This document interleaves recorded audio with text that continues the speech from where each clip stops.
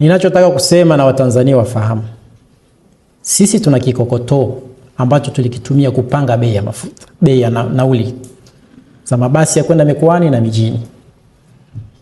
Kikokotoo chetu hakionyeshi kwamba mafuta kwa sasa hivi inaathiri kwa kiasi kikubwa nauli. Ila inawezekana baada ya mwezi mmoja kama bei hizi zitatofautiana au zitapaa tena, itaathiri bei ambayo tulitumia wakati kupanga nauli. Kwa hiyo yeyote ambaye anagoma sasa hivi kwa wasafirishaji atakuwa anatenda kosa.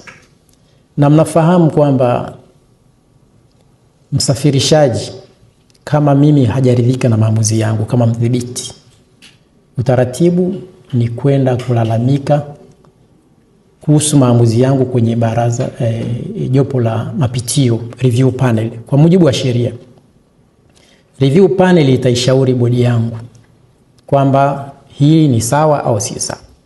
Asiporidhika na maamuzi ya jopo la mapitio, anatakia kwenda kwenye baraza la ushindani, Taifa Fair Competition Tribunal.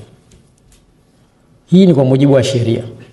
Kule kwenye Fair Competition Tribunal kule tunakwenda kama ni kwenye apili, kwenye rufaa, ambapo mimi nitapeleka kikokotoni hicho kitumia kupanga bei ya nauli ya sasa hivi ya mabasi. Na nataka kuambia kikokotoo changu kitawashinda. Sasa ni muhimu tuelewane. Kuna wanaogoma na hakika sio wamiliki. Wanaogoma ni wale madereva na makondakta. Ni kwa sababu ya mfumo ambao tumejiwekea, wanatuletea hesabu. Mmiliki anasema nataka hesabu yangu. Kwa hiyo mmiliki, mimi nitafungia leseni ya magari yako kama umeamua kufanya kwa biashara. Kwa sababu mimi hesabu zangu hazionyeshi kama wewe unapata hasara sasa hivi.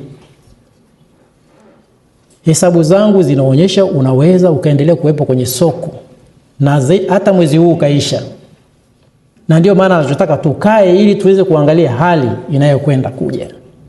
Mimi nimesema kama hawataleta hesabu nitaleta mimi, si ndio? Niambie jana nimetaja vitu vya kuja navyo, waje navyo. Ila na mimi nitawaonyesha kwa mwezi huu wana survive bila shida.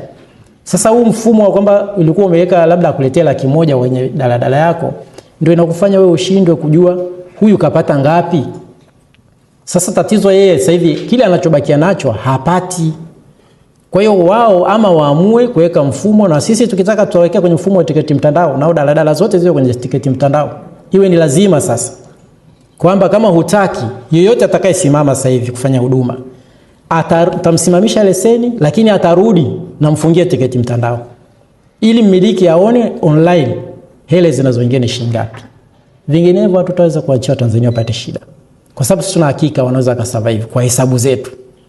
Kwa hiyo tuache migomo ambayo haina sababu. Na nilisisitiza jana tuzungumze, msigome.